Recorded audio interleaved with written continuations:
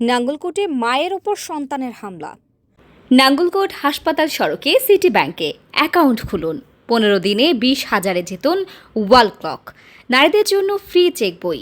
আজই আসুন। কুমিল্লার নাঙ্গলকোট উপজেলার মৌগড়া ইউনিয়নের গোমকোট দক্ষিণপাড়া গ্রামে গর্ভধারিণী মা নূরজাহান বেগমের ওপর হামলার অভিযোগ উঠেছে তার মেজ ছেলে আমিনুল ইসলামের বিরুদ্ধে। জানা যায়, নূরজাহান বেগম ও মৃত মফিজুর রহমান দম্পতির সন্তান আমিনুল ইসলাম দীর্ঘদিন ধরে মায়ের সঙ্গে বিরোধে জড়িয়েছিলেন। শনিবার সকালে ছোট ছেলে শফিউল ইসলামের ঘর ঝাড়ু দেওয়ার সময় হামলার ঘটনা ঘটে। ওই ঘরটি আমিনুল ও শফিউল মিলে নির্মাণ করলেও সম্পূর্ণ অর্থ পরিশোধ করা হয়েছে বলে জানান তার মা। সকালে আমিনুল ইসলাম হঠাৎ ঘরে তালা লাগিয়ে দেন এবং টাকা দাবি করেন। এতে মা নূরজাহান বাধা দিতে গেলে তিনি ক্ষিপ্ত হয়ে ওঠেন।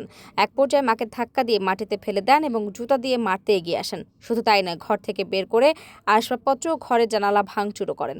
নূরজাহান বেগম আরও জানান, দীর্ঘদিন ধরে আমিনুল তাকে বাড়ি থেকে বের করে রেখেছিলেন। প্রায় 4 মাস পর তিনি বাড়িতে ফিরে প্রবাসী ছেলে শফিউল ইসলামের ঘরে আশ্রয় নেন। ধাক্কা মারি হালাই দিয়ে আবার শেষে জুতা লইছে মারতে বলি মানুষের হারে না, মানুষের ধরিয়ে লাইছে হেবে দুগা ছিল দুইজনই কিনে হারে না। পরে আবার গেছে গই তালা বন্ধ করে গেছে গো, তালা খুলি গেলেছি, তালা খুলছি আর ভাঙচুর করি আরে মার বেলা এত একটা লইছে ব্যাগ ভাঙি চুরি হলাইছে আরে গ্যালাস মেলাইছে দরজা দিয়ে হলো অনেক গ্যালাস মাথা উঠতে পারে না। কেন এই ধরনের করে সে?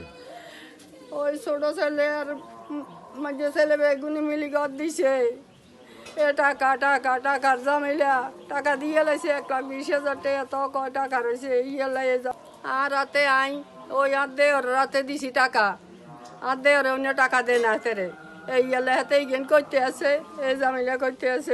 নাঙ্গলকোট থানার ওসি আরিফুর রহমান বলেন, ভুক্তভোগী নারী থানায় সাধারণ ডায়েরি বা জিডি করলে আইন অনুযায়ী ব্যবস্থা নেওয়া হবে।